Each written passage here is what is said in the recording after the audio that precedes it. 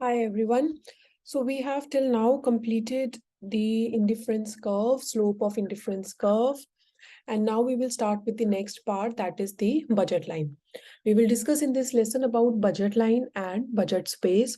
What is the equation of budget line? हम diagrammatically budget line कैसे draw कर सकते हैं? Budget space क्या होता है?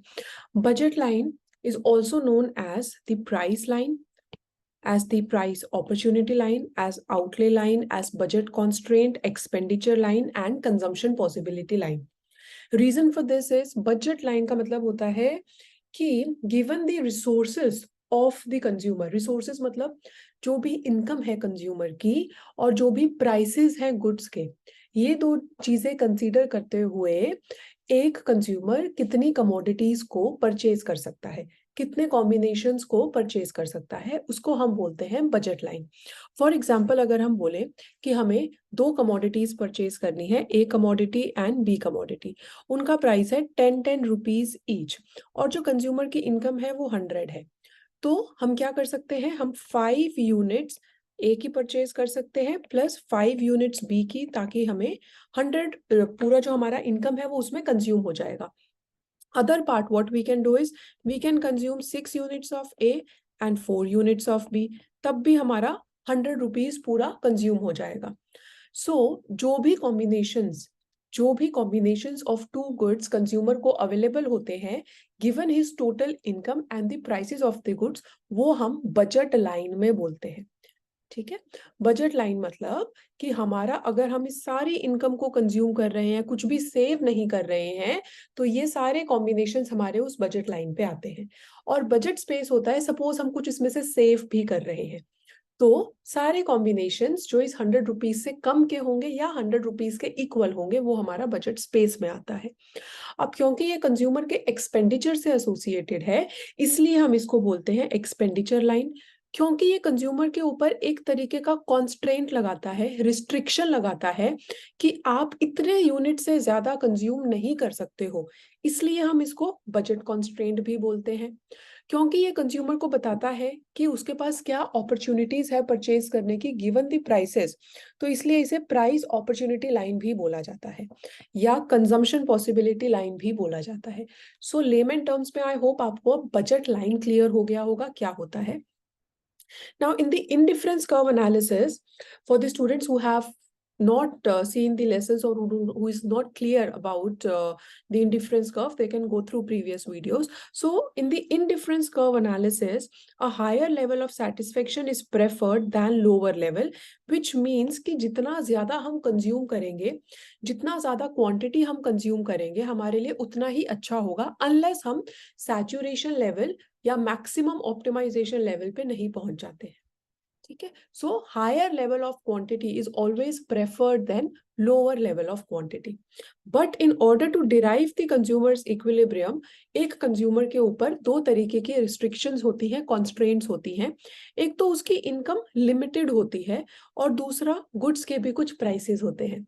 Now thus how much he will purchase depends on these two factors, that what is his income and what are the prices of the goods. अगर income ज्यादा होएगी, प्राइसेस कम होंगे, तो वो ज्यादा क्वांटिटीज परचेज कर पाएगा. A budget line shows all those combinations of the goods which the consumer can buy by spending his given money income on the two goods at their given price. अब यहाँ पे हम assume कर रहे हैं कि सपोज हमारी जो इनकम है वो 50 रुपीज है और हमारे पास दो गुड्स हैं, good X and good Y. Good X का प्राइस जिसे हमने पी एक्स लिखा है वो 10 रुपीज है और गुड वाई का प्राइस 5 रुपीज है. तो जब हम इसे प्लॉट करेंगे, हमने एक्स एक्सिस पे यहाँ पे गुड एक्स लिया है, वाई एक्सिस पे गुड वाई लिया है. ये जो डाउनवर्ड स्लोपिंग लाइन आप देख रहे हो ब्लैक कलर से, this is actually termed as the budget line. अब यहाँ पे ये जो एच कॉम्बिनेशन है, ये कंज्यूमर चाहता तो है कि यहाँ पे परचेज करे, इस कॉम्बिनेशन को परचेज करे, कंज्यूम करे, पर वो कर नहीं पाएगा क्योंकि उसकी इनकम इतनी ज्यादा नहीं है. तो हम इसको बोलते हैं कि एच डिजायरेबल है बट ये रीचेबल नहीं है, ये रिस्ट्रिक्टेड है.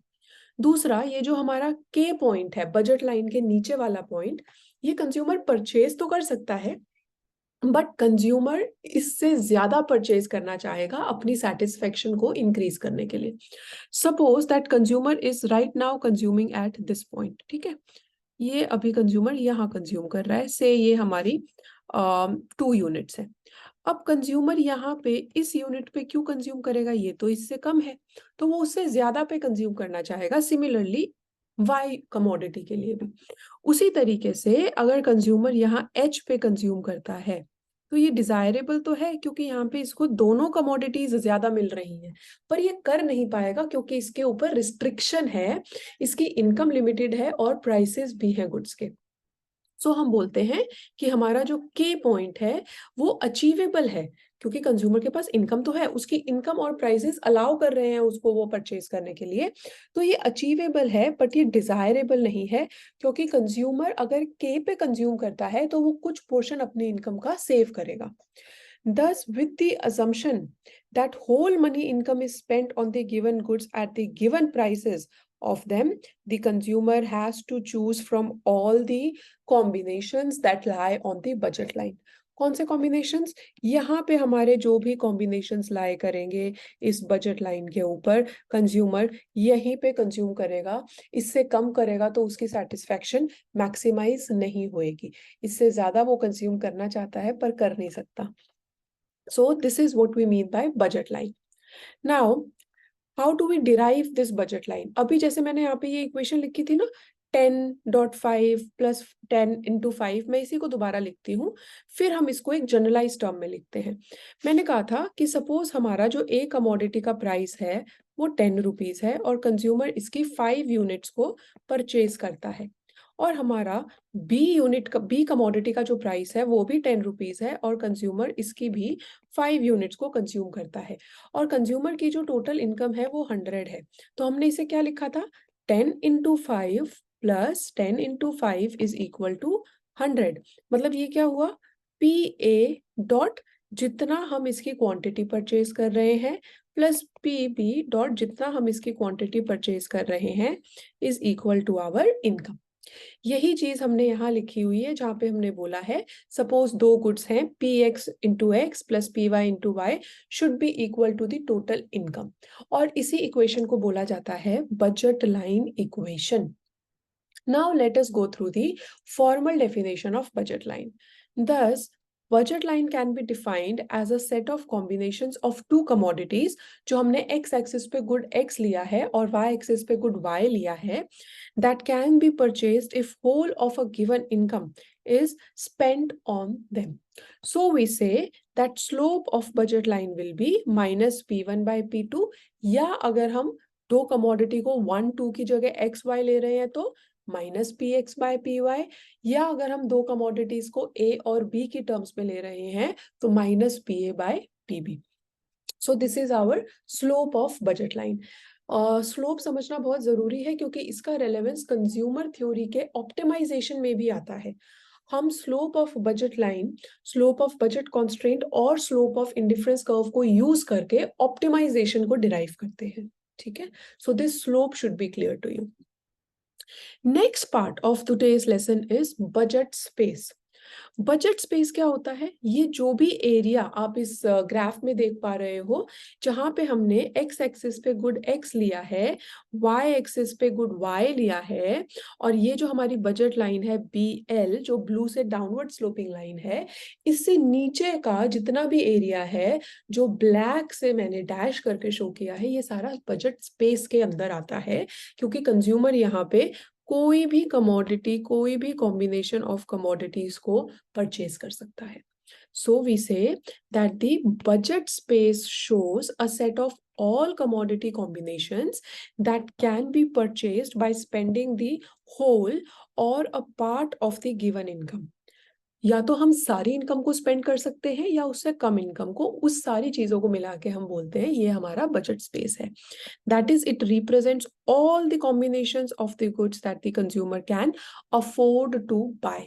अब आप ये देखो कि हमने जो बजट लाइन लिखी थी उसमें हमारी क्या इक्वेशन थी, P X plus P Y, P X dot X plus P Y dot Y is equal to M. ये एग्जैक्टली इस बजट लाइन की इक्वेशन है। This is the equation for this budget line. पर हमने बोला budget space क्या होता है, जिसमें कंज्यूमर अपनी इनकम को सारा स्पेंड करता है या उससे कम स्पेंड करता है, मतलब वो जितने भी कॉम्बिनेशंस ऑफ कमोडिटीज को अफोर्ड कर सकता है वो हमारा बजट स्पेस में आता है। सो बजट स्पेस की इक्वेशन हो जाएगी price of X into quantity of X plus price of Y into quantity of Y, और यहाँ पे आ जाएगा less than equal to our income, और बजट लाइन में आता है equal to our income. So this is the difference. कई बार जब एमसीक्यूज आते हैं ना, तो उसमें हो सकता है आपसे पूछा गया हो that what is the equation of the budget line, और वहां पे आपके ये चार ऑप्शंस आ जाएंगे। Suppose your option 1 will be px dot x plus py dot y is equal to money income. Second option will be px dot x plus py dot y is less than equal to money income. Third, px dot x plus py dot y greater than equal to money income. And fourth, px dot x plus py dot y is suppose greater than money income. अगर आपके पास ये चार options हैं और आपको बोला है कि इसमें से आप बजट लाइन की इक्वेशन बताओ, then this first will be your correct answer. इसमें आप less than equal to choose नहीं करोगे क्योंकि ये आपका बजट स्पेस का इक्वेशन हो जाएगा। सो ऐसे कई बार माइनर चीजों में भी मार्क्स का लूज आउट हो जाता है। So please take care of these small things also in the equations. With this, with today's class, your budget line, what is budget line, definition of budget line, what is the equation of budget line, what do we mean by budget space, what is the diagram of budget space, and what is the equation of budget space. आपको ये 6 चीजें clear हो जानी चाहिए. If you have any doubt, you can ask me in the comment section. And next, in the next video, we will continue with the next part, that is how the changes in the prices affect our budget line, कैसे वो move करती है, and जब हमारा income change होता है तो budget line कैसे move करती है. This we will cover in the next lessons. Take care, all the best for your exams, keep studying. If any doubt, you can ask me in the comments. Also, I have a Telegram link जो मैं आपका description में post करूँगी, and the notes of this video also I will post in the description. PDF एक link होगा, आप वहाँ से इन notes को download करके पढ़ सकते हो. Like you said, you want the notes, तो फिर मैं अब इनको PDF में convert करके Google Drive link form में डालने लगी हूँ, which is freely downloadable to you. So all the best for your preparation. If any other sort of help is required from my end, please let me know. Prepare well and do well in your exams. Take care.